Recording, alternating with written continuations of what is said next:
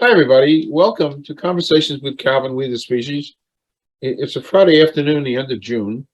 I've been chatting with Mark now for an hour before we went on air with Mark DURSTEWITZ. And my head is swimming, which is an apt, APT, an apt term, because we're going to be talking about Water Inc., the rock musical, momentarily.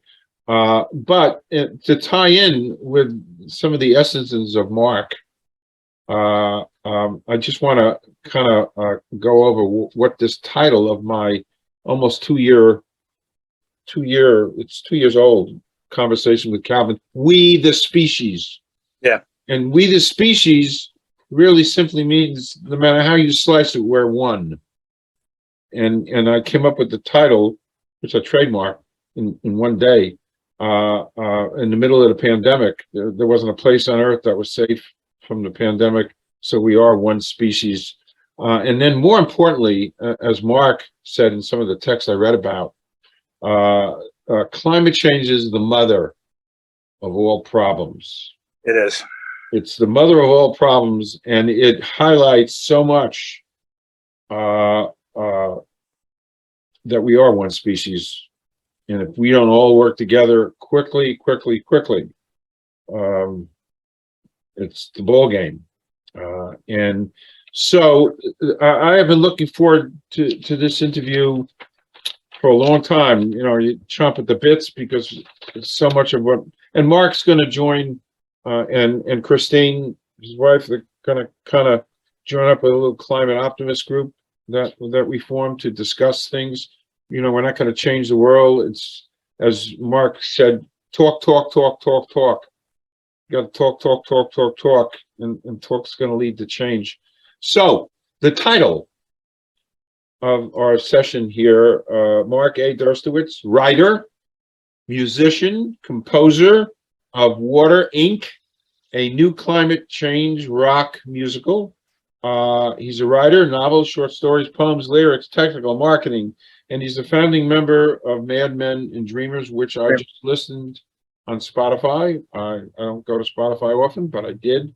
And the music is haunting. It's maybe too haunting. Did anybody ever say it's too haunting? But I just came up with a whole new thing here. Too haunting. So I'm thrilled, Mark. And how about if thrilled you're here? Happy to be here. Yep. And how about if you do a little bio and a little introduction, and then we've got some things to talk about. Okay. Anyway. My name is Mark DURSTEWITZ. My middle name is Andrew, so my initials are Mad. Yeah. Which is part of where MadElf comes from, the production company. My wife Christine has been the elf for 27 years. Born in Jersey City and a Jersey boy for most of my life. I was in and out of there a few times for work, but spent most of my life in New Jersey. My daughter was born in Pompton Plains, New Jersey. Chris and I met in New York City. She was born in Flushing, Queens. And the kids grew up and they got out on their own, and they ended up in North Carolina. And so we eventually moved to North Carolina because I've got 3 little kids, one who calls me Grandpa, one who calls me Grampy, and another one who calls me Papa. The oldest one that calls me Grandpa is probably the closest to being right. I like that. But when you have children, and when you have grandchildren, if you are at least a reasonable parent, you think a lot about their future. And it was watching my kids grow up and become parents, and watching my grandchildren grow up. The oldest one is going to be 12 next month. And I started to think, well, I've been thinking this for a while, but my God, what are we leaving for them? We're leaving them this huge, enormous mess.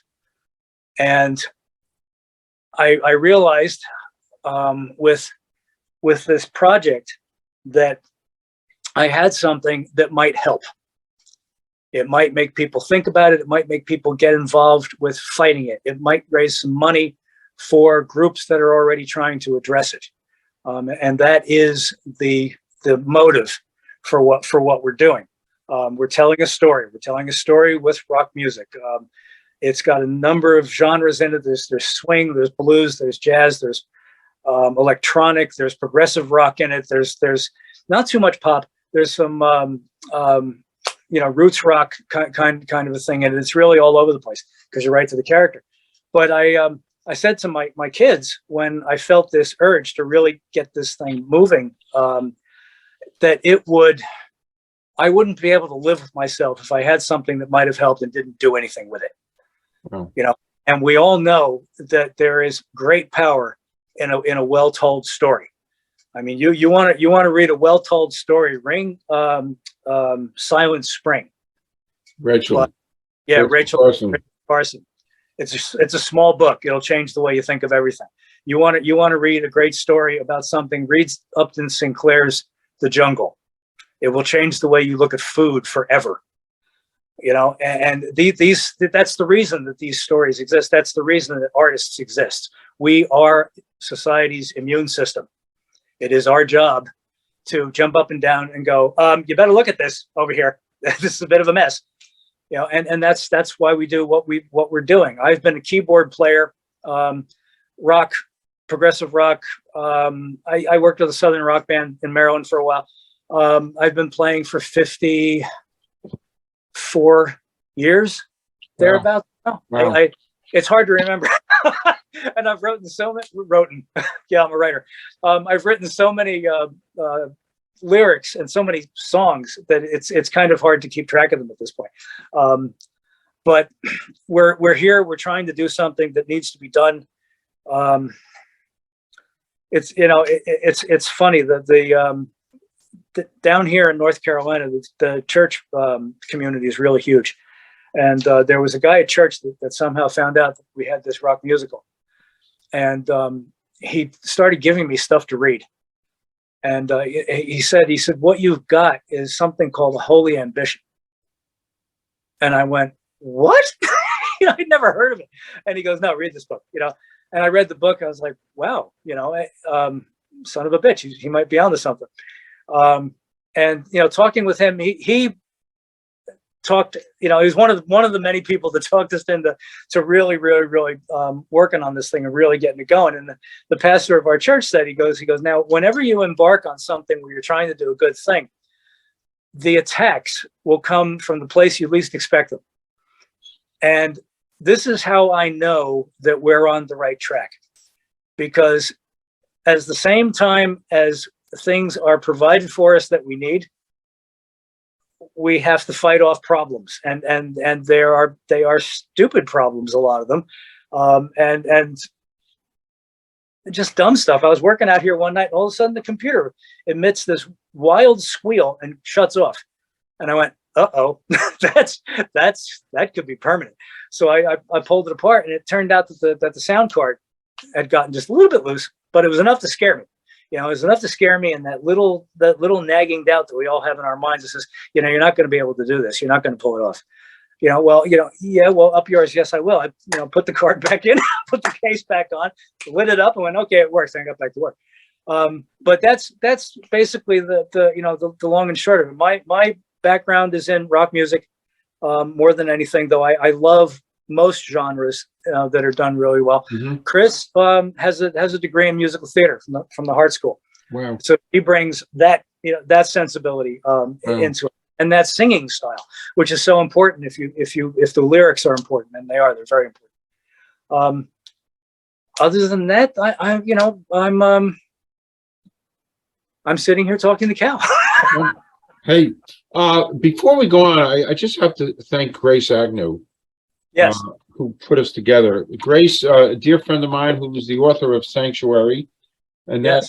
that aptly kind of brings, and she kind of brought us together. She's in the Climate Optimist group with me. Grace and I, Grace is from Rutgers, so we've had this great, and I had to acknowledge her because she brought us together, and I actually believe that there's so much commonality of thought. Yeah. Was indeed with us, that it was kind of a spiritual intervention on her part. So thanks to Grace. By the way, just showing the logo to Water Ink, and I'll show it a few times throughout our little session. It's a great logo. It's powerful. By the way, it's great. Just quickly, an overview of what you think about our wonderful environment and climate change. Just a quick overview. Just throw some stuff out there. Yeah, it's easy. I am, you would call, I guess, a naturalist. I studied animal behavior in college. I was a bio major and a psych minor, and I ran right into the math that makes up most of chemistry, and I came away bleeding. And the funny thing was, I went to Ramapo, up in Mawa, and the funny thing was, I get really frustrated, and I go down to the music wing, and I find a room with a practice piano in it. I go in the room, close the door, bang on the piano for an hour. And one day, my biology professor walks by, stops at the window, takes a step back, opens the door, and he goes, "Is that you playing like that?" And I went, "Yeah." I was 18. "Yeah." And he goes, "You're in the wrong program." He closed the door and walked away. Wow, that's brilliant. Because I was 18 and I didn't know my butt from a hole in the ground, I didn't pay much attention to it. And then a week or so later, my animal behavior professor did the same thing. She happened to walk by. I don't know if they were talking about it or not, but the same conversation happened, and I just looked at her, and I went, "Oh, okay," and she closed the door, and I went back to what I was playing, and life got in the way, and I didn't think about it much. But I spent a lot of time walking around in the forests of the eastern third or so of this country. I love to hike. Chris, that's one of the things that Chris and I do together. Well, we do all of this together, but there's one of the things recreationally that we do together that we really enjoy. I hike generally with a full pack because I'm trying to stay in good shape as time winds out on me. But I noticed the changes just in my lifetime, and they're frightening and they're desperate. I was telling Cal before we went live. I grew up in Pompton Lakes in New Jersey, and Pompton Lakes has an enormous lake. And when I was a kid, we used to build bonfires on that lake. The pile of wood would be, I would say, 6 or 7 feet tall before it was lit, and the flame would be 20 feet in the air. And I couldn't understand why it didn't burn a hole in the lake until my father pointed out that 2 feet of ice is so much mass that the fire couldn't possibly do anything to it. And while I didn't understand it all because I was a kid, later I did understand it. It wasn't uncommon for there to be 1.5 feet, 2 feet of ice on that lake during the summer. It wasn't during the winter. It wasn't uncommon for it to be 15 below zero in February in the morning. When I had to get up on a weekend and go walk to the gas station to pump gas because my car wouldn't start because it was too cold. I watched that melt away as an adult, as a young adult.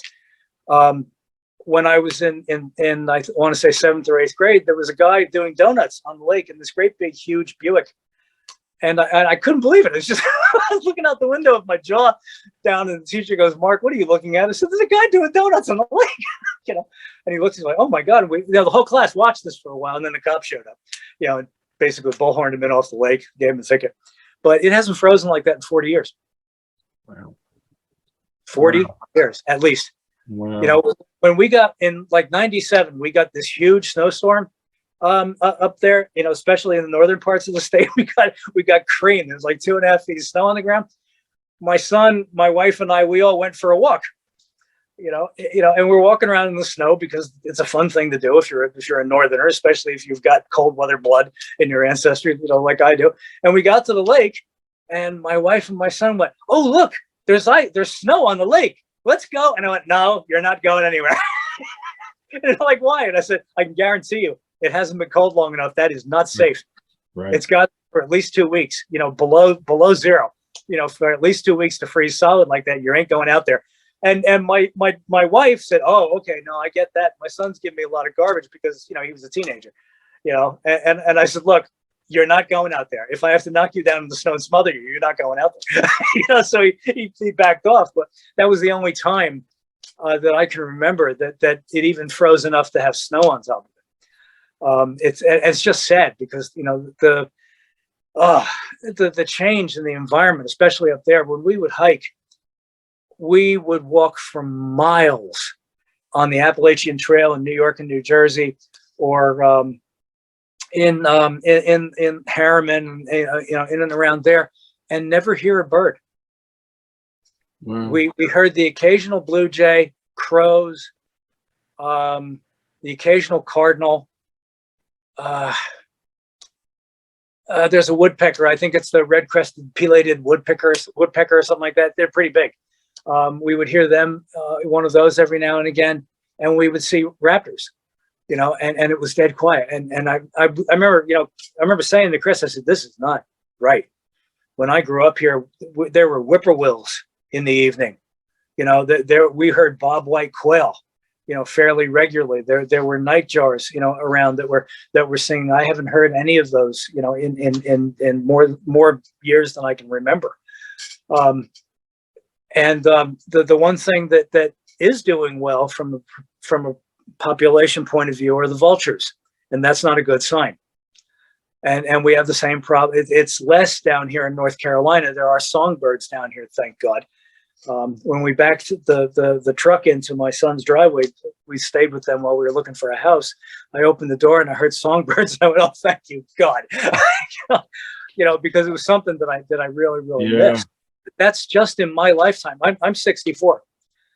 And that's, I'm taking into account from when I could first be out alone, at night at about maybe 10 or 11 years old, as long as I stayed in the neighborhood, up until we moved, down here 5 years ago.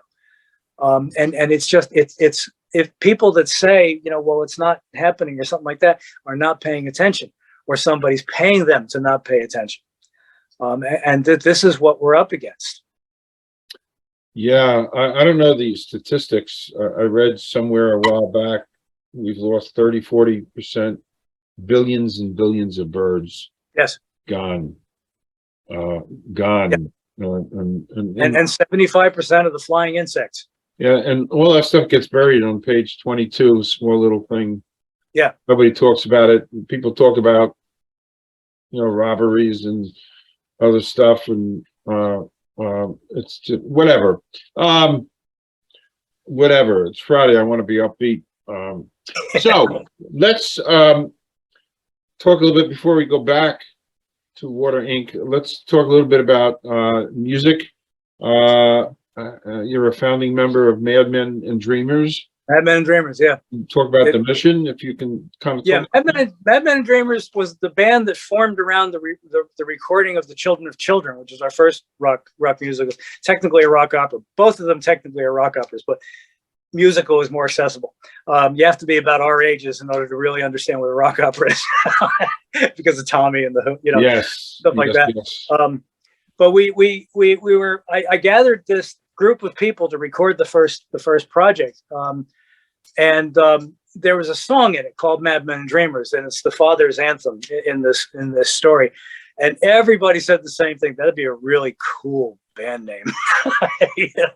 And so we thought about it, we kicked it back and forth, and then trademarked it. So that it's undeniably ours.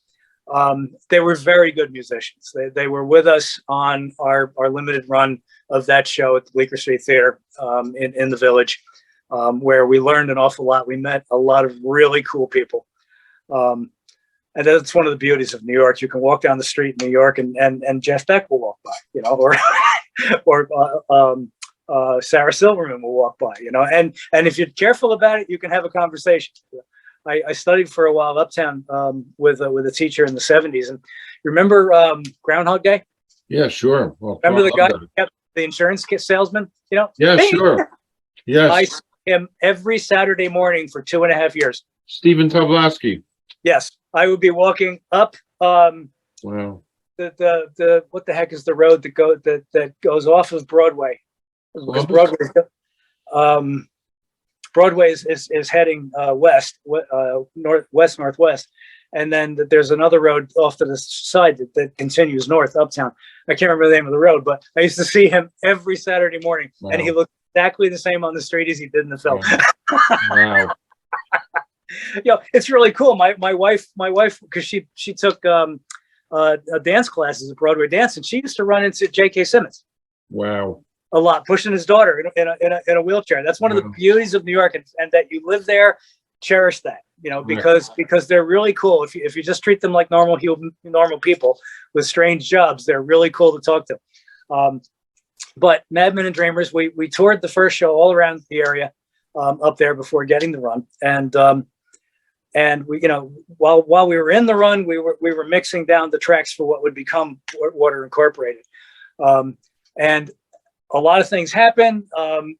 Mario, the third writer, he retired from his day job, and we all have day jobs, incidentally.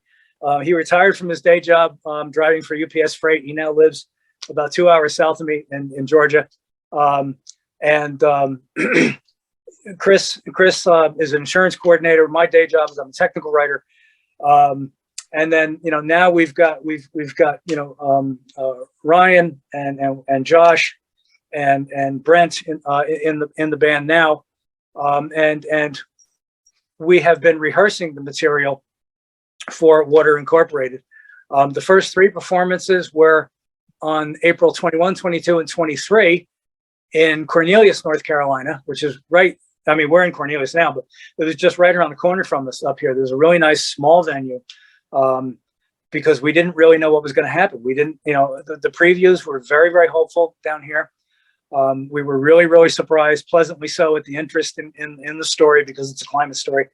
But we didn't know what was going to happen, when we played the full thing out with the full band on the stage and the whole cast. And it went really, really well. I was surprised to learn in a couple of days after we loaded out, while I was putting everything back up in here, that we got a standing ovation for all 3 performances. Wow. I didn't know, because with the way the lights were, I'm the keyboard player and I'm way in the back. I couldn't see the audience to save my life. I saw one person in the audience, and he's now in the cast. He loved it so much that when he had a hole coming up, and he goes, I really want to be in that. And we said, okay, cool, give us a resume. And he's a phenomenal guy named Matt Howie. But what we're trying to do with this story, while we were writing it, I kept saying to Chris, and we both agreed on this emphatically, we can't just play the show and leave. The show has to accomplish something.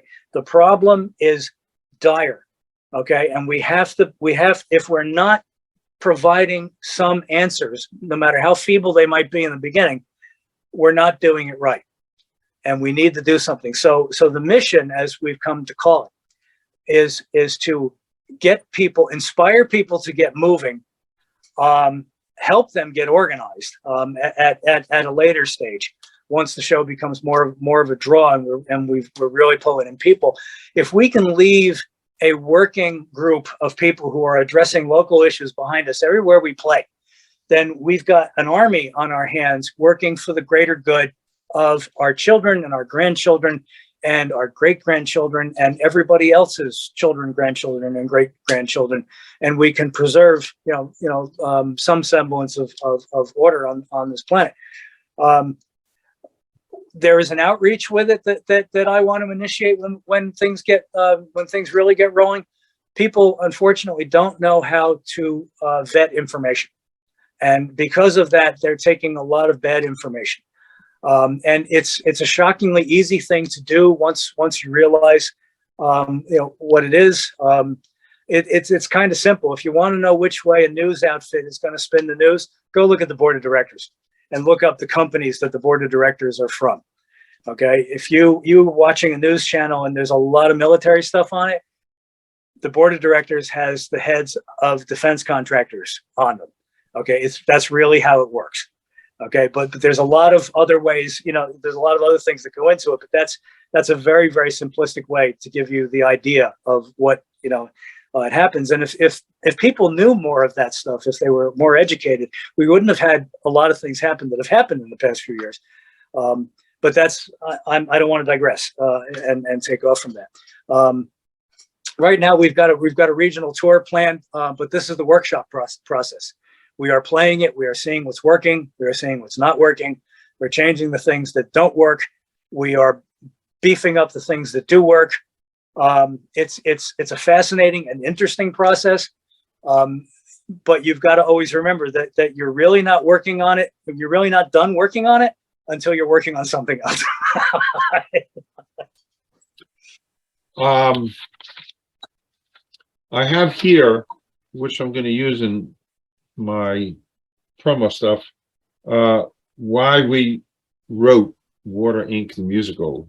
Yeah. There are things about water that, why don't you tell us a little bit about? Yeah, I wasn't sure whether I should go here because there's kind of a couple of not arcane concepts in it, but well, you say whatever you want. Okay. Water is the way our planet moves heat. Okay, so you've got the sun, the Earth gets most of the sun at the equator, okay, on an average, and that heats up the water and the air at the equator, which drives the weather. Okay, it drives ocean currents, it drives the weather. Okay, when this system, and it's a large dynamic system, it's like an ocean. Okay, the atmosphere is very much like an ocean, but just a lot thinner. When you put too much energy into any large dynamic system like this, it'll take it for a while, and then it begins to exhibit chaotic behavior. Okay, and what's an example of chaotic behavior? A hurricane the size of the Gulf of Mexico, which is what Katrina was, is a perfect example of chaotic weather. The series of hurricanes that flattened Puerto Rico a few years ago, one after the other, after the other, after the other, that is an example of chaotic behavior. That is the atmosphere trying to get rid of some of the energy in the atmosphere, okay? It is therefore easy to say that water is the linchpin of climate change, okay? And it will be the thing that undoes us, either by too much of it or too little of it. You know, too much of it, I mean, I'm sure that you've probably seen the video from the floods in Yellowstone Park, which is just desperately sad. It is a beautiful, beautiful place. I've been there. I've hiked through there. It's just gorgeous, you know. And there are houses going down the Yellowstone River right now. Okay, you look at any place that there's one example of this. There's a city south of Buenos Aires that in, I want to say 2013 or so, got 16 inches of rain in 2 hours. Wow. Okay, that's 8 inches an hour. Wow. That it was probably 20 times more than their water handling infrastructure could take care of. It killed 54 people right off the bat. And the pictures of it are just horrific. That's an example of too much water, too fast. I mean, you're seeing that now with thunderstorms. When I was a kid living in Pompton Lakes, 5 inches of rain on frozen ground nearly wiped out the lower end of town. Now we get 5 inches of rain in a thunderstorm. Okay. And it falls in a half an hour. You know, that's how much water vapor is in the atmosphere because we've heated it all up. Okay. Water is the thing that will be our undoing. You know, you've got droughts. I mean, you know, look at what happens out west California. My God, every year there's a song in the story called "From the Fire," which is about this. It's about the Holocaust that makes them evacuate Los Angeles for the last time. The thing that people have to know, though, about it is that there is still time, and there are things that we can do. I am in touch, not regular touch, but in conversational touch with Catherine Hayhoe, with Michael Mann, and to a lesser extent with Dr. James Hansen. These people are accessible on Twitter and on Facebook. And if you ask them a reasonable question, if you ask them a science-based question, they will give you good answers. They will give you hopeful answers. Catherine Hayhoe's thing is reduce everything that you can and talk about it. Talk about climate change. Talk to everybody about climate change. That way people will be inspired to act. People need to act in their own best interest. If you can tell them a story about your life that's affected by climate change, they will see that also as something that might be able to happen to them. Okay. And if you can use that self-interest we can make progress. And the more progress that we make, the more we address this, the fewer fractions of degrees that we will have to deal with in the future. Wow. We talked about this. You just said talk. I read a lot. Yeah, and in such a small way, that's what we do with Climate Optimists, which you're going to join. We talk, Yeah. talk. It's I've said when there's a billion groups like Climate Optimists, like yourself, just people talking. When there's a billion of these groups around, then we've really accomplished a lot, and we're well on our way. Not to reversing, because you can't, but. Well, yes, we're on our way. But Margaret Mead, was it Margaret Mead or Margaret Mitchell? No, I think it was Margaret Mead, said that any real change, all it takes is for a small, very determined group of people to be really, really active. And as she said in the quote, indeed, it's the only thing that ever has changed the world. You know, and she's right, because that kind of thing spreads. You know, now the gold standard that everybody in the activist community would like to see is a coordination of effort with all of the groups. Okay, that's an interesting problem. Chris and I were involved in the huge climate march up there in New York in 2015. I was there. You were? Oh, sure. I was the stage manager at the Javits Center. Wow.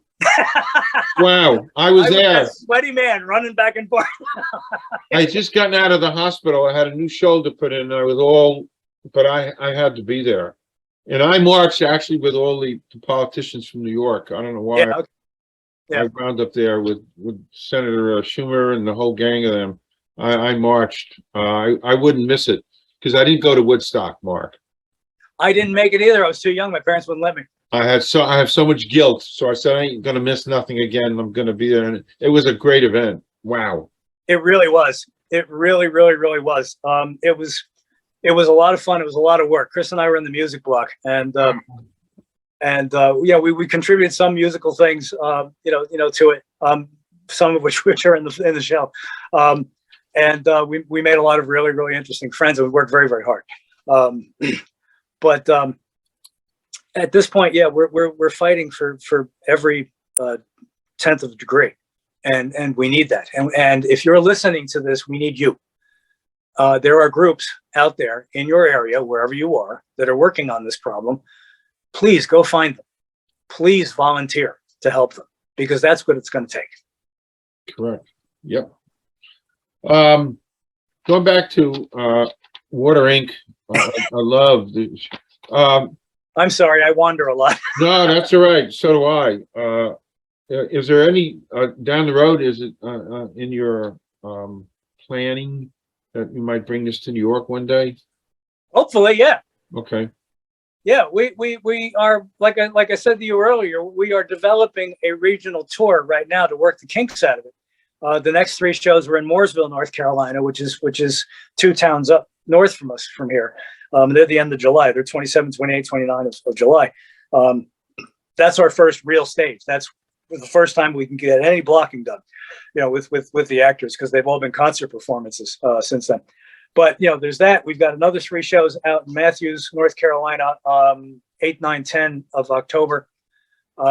Is it 8, 9, 10 or is it 9, 10, 11? It's the beginning of October. And we want to take it from place to place, and we want to leave behind us these working groups of people, encourage them on how to do this, bring in environmental groups to the shows with us, so that they can get the spur of the moment, thing from these people, and they can sign up and you can get involved, that kind of thing. At the same time, raise some money for them after I can pay my people, because they work very hard. But eventually New York, we don't know if we're going to license it or not. That'll have to see how it goes. Okay. We had a guy, this is kind of funny. I know a number of theater people in New York, and some of them, when they found out about the project, they kind of left. And then things happened, and what I got then was, are you finding what you need? kind of a thing. And I was like, yes, I am. So far, so good. Thank you for asking, that kind of thing. And one gentleman is a really, really cool guy. He comes up to me and he says, I can sell this. And I said, for here, on Broadway or off Broadway. And he goes, yes. I went, no, you can't. And he went, why? And I said, because the demographic that buys the Broadway tickets is the problem. You're talking about people that can afford $200 seats. Okay. We have to address this to the kids. We have to help the kids. Okay. When the kids are moving and they're rolling with it, okay, the parents, the people our ages, Cal, will get sucked along, especially those of us who have consciences. It's going to be the rare person that can see this, finally fully understand what's going on, and say, I don't want any part of it, in front of their kids. That's going to be very rare. That they're going, once the parental thing kicks in, they're going to get involved, even if it's just on an advisory status, even if it's just, that might be illegal. Let me call somebody, that kind of a thing. This is, the kids are the ones that need it. I've been talking about this show a lot with college kids. Every chance I get, there's a couple of colleges around here, and there's college kids in church, and I had a really, really illuminating conversation with two young women after church, and we were talking about the show, and I said, well, how does that sit with you, that whole thing? And this one girl says to me, she goes, we're really angry, and she said it through her teeth. Wow. And she said, and some of us homicidally angry. Wow. And I was like, I don't blame you, and she said, because we're being left a disaster. And I said, well, we don't want to profit from a catastrophe. This is what our plan is. And when I explained, what we call the mission, with getting people involved and raising money for groups and anything else that we can find to do along the way, she said, and here's the thing. We're angry and we're scared, but we need you because we don't know what to do. You remember the civil rights marches. You remember Vietnam. You remember Watergate. You remember all of those times that thousands and thousands of people were able to push the government in the direction that they were supposed to go. She's right. She was very, very, very right. And that's part of our responsibility as, if, boomers or whatever. I'm technically Generation Jones. The people that came to age during Vietnam. I was very surprised to find out that there was that extra little distinction in there. But it is, as far as adults are concerned, we've got to help the kids get involved. We've got to help the kids accomplish what they need to accomplish, even if it's with our dying breath. We have to. This is our responsibility as human beings. Yeah, I'm right there with you. I've been right there with you for a long, long time. And that led to my teaching at Rutgers a couple of years ago. My reaching out to Gen Zs and understanding them and them understanding me. It's been and so I agree with you. It's their world.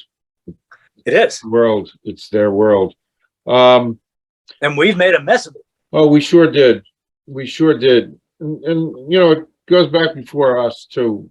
It's just been a pattern of human behavior, the industrial age. It just keeps perpetuating. And you mentioned Aldous Huxley. It is a brave new world that we're handing them over.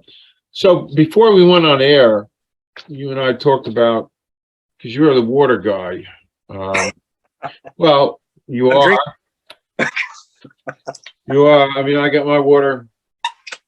It stays with me. It's funny. Here's the thing. I'd love to just chat briefly. You know about it. I know about it. I bet 200 million people don't know about it. But the EPA, this came out last week. The EPA warns against toxic forever chemicals in drinking water. Yeah. So they're saying these PFAs, polyfluoroalkyl substances. It's in cookware, makeup, smartphone. Yeah. It's in they're saying now that 200 million people have their water compromised. Yes. And the EPA has lowered their acceptable levels from whatever it was to 0.02 parts per trillion, which is almost nothing, and they're still worried. So, you're the water guy, Mark. The comments on this and just in general about water that you haven't said yet.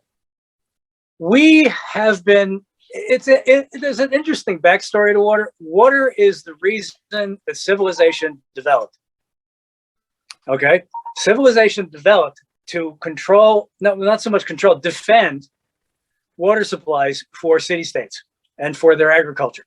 If somebody would come in, like say if you were in Ur of the Chaldees, which was a very real place, or if you were in Uruk, which is where Iraq gets its name from, which is probably the oldest city in history on the earth.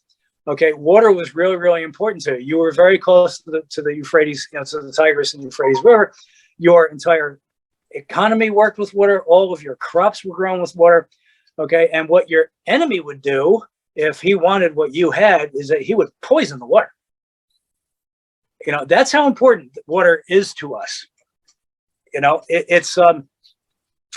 We have been treating water basically the way we've been treating the atmosphere, as kind of like an open latrine for a very, very long time. If you look at the effluent from plants, I got a better idea. Personal story. When I was growing up in Pompton Lakes, there was a place called Hirschfield Park. And that was where all the kids in Pompton Lakes learned to swim. It was a little swimming hole with a dock, out in the middle of it. And, it had a rope and you could only go out so far. We used to play in there all the time. And then one summer it ended. And the reason it ended is because there were cleaning businesses upriver that they discovered were dumping trichloroethane into the water because it was part of the process for dry cleaning clothes. Now, years and years later, when I was doing defense work, which I regret, there was a lot of stuff that was cleaned with that very same chemical for oxygen purposes, because you can't have any organic material get into pure oxygen because it'll blow up. But so I knew what trichloroethane was, believe me. And, later I realized, like, wow, that was really screwed up. We've been doing that for a very long time. Pompton Lake, the dam, in front of Pompton Lake, there's a huge hunk of slag in front of this. The tailings from the smelting process can still be seen today, 200 and change years later. Just they're part of the bottom of that dam, and nobody can do anything about it. It's a great big block of iron. We've been treating our water supplies horribly for a long time and getting away with it. When one side gets gets control of the government, they put in a lot of things that'll make things better. When another side gets in all of the government, because they've been taking a lot of money from businesses, everything tends to get a little worse. And I'm trying to be as politically correct as possible here. You're doing just fine. You're doing absolutely just fine. One side and the other side. It's really overwhelming, and we're not going to tackle that now. No. Well, no, we're not going to tackle it now. Well, but I would encourage the listeners to look up what the EPA is saying. There's a nice little thing. Each individual town could put in some kind of a carbon filter and get out these PFAs if they're so moved to do that. I don't know, and my chemist, like I said, I ran into the chemistry headlong, and I came away bloody. I don't know what's possible with that. I don't know if, in order for an activated carbon thing to work, I think CO2. I'm not a chemist. I'm not going to get into it. I'm not either. I'm just going by what I read. By the way, a small world. 6, 7, 8 years ago, we were at a musical event, and they had some booths, and there was a pure water company out of Pompton Lakes. And was it Pompton Lakes or Pompton Plains? One of them, I don't know. I always get mixed up. Yeah, me too. I always get mixed up. But anyway, they came down here and they put in a filter, a major filter. Oh yeah. And that's why I drink water like crazy. And I presume it's pretty good to drink. overwhelming. I have to ask you an topic question. I think you'll like it. Completely off topic, just to take a deep breath. It's a one-word answer. You may or may not answer it, but it's a Calvin question. I like it. So here it is, Mark. Excluding family or friends, somebody living or dead, you'd like to spend a day with. Oh, there are so many. Well, you could throw in a few. There's no rules here. I would love to. I would love to have an afternoon talking to what's her name? She wrote In the Shadow of Man, the primatologist. Jane? No. Jane Goodall. Jane Goodall. Okay. I've read some of her books when I was studying animal behavior. The lady is brilliant. Yep. I would love to talk with her for a while. I would love to spend some time talking to Beethoven, though I imagine I'd have to get him drunk in order to keep him under control. I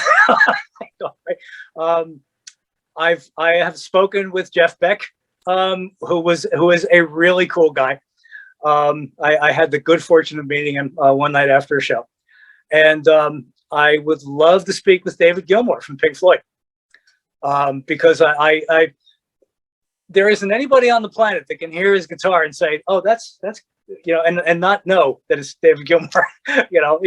He's such a the way he held the thing. It was just the sound that he produced were unbelievable, and Roger Waters as well, because Roger Waters wrote some of the most amazing lyrics in the world. But so did Bernie Taupin, who wrote Elton John's lyrics very early in his career. You have that down here. Yep. Yeah, Elton John was a huge influence on my piano playing. I used to sit with a fake book and try and rip him off when I was a kid. I would love to talk with him as well. There's, like I said, there's so many.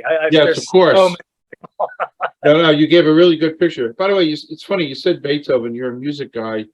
Whenever I'm having really bad time, down about the environment, whatever. I put on Ode to Joy. Yes. And I marvel at that. I marvel at that piece of music. It is unbelievable. It is what it can do to the soul and to your spirit. Yeah. You let it. My goodness. And that's the power of music. It's unbelievable. It's when I listen to it, and I listen to it fairly regularly. When I listen to it, it strikes me as a long conversation. Because in the beginning, when you're young and that kind of thing, it's really, really bombastic, and then it mellows out, in middle age. And the adagio is absolutely beautiful. It's haunting, and then it starts ramping up to go into the climactic movements of the song. And you can't help but think of what was going on in his life and what was going on in his mind, while he was playing that, and the story about him walking around screaming the melody for the Ode to Joy is true. He literally walked around and go, na na na na na na na na. He literally did that. And everybody thought he'd lost his mind until they heard it. Wow. Until they heard the whole thing, until they heard the development of it. And what we do musically is kind of like symphonies, because we're writing, in this case, a 2.5-hour show, one under the other. And all the themes have to be pulled through. It all has to make sense when you get to the end. Well, I think that's a great way to kind of wrap. You and I could, yeah. Oh, we haven't even scratched the surface, and so it is a great way to kind of. I mean, we're going to do more with Water Inc. as time goes on. You'll come back. I'm aboard because I'm such a believer, and we're very informal here, so you can say to Chris, we're almost done. That was it's fine. So I can't thank you enough. For being here and for your energy, your passion for for Water Inc., for everything. To be continued, Mark. I really, really believe everybody's put here for a reason. And for a long time, I wondered what mine was, because, you know, things happen in your life and you're like, what the hell did that come from? You know, kind of a thing. It's only been until like the last 5 or 8 years that I've really realized what the why of me is there. And this is it. You know, this is it, because I can with this show affect change. Yes. And I will die trying. Believe me. My wife knows me. You know, she says if I had an Indian name, it would be Dog with a Rag, because once I get my teeth into something, I don't let go. Would you do me a favor? Yeah, sure. Spread that GoFundMe link around. I will. By the way, I'll spread it all around. I'm a good spreader. And it's funny, I swear, I was out in the backyard getting some vitamin D into my body. And I was looking up to the cumulus clouds and trying to, and I too had a reckoning. I swear, like a couple hours ago, why I'm here. You know, you ever wonder why you're here? It's kind of heavy and spiritual, but I thought the same thing. I kind of know why I'm here. And I'll listen, I'm going to spread this all around, because I'm so aboard. And I appreciate it. Oh no, I'm so bored. I can't wait to actually, you know, hear the Water Inc. But I'll have I'll have everything for everybody, and you'll come back as often as you want. And we should probably continue this at another interview. We will. We will. So we're going to do a wrap. You're going to come back. I'm going to stop the recording. Stay around for 1 second. Okay. Thank you, Mark. Have a great weekend.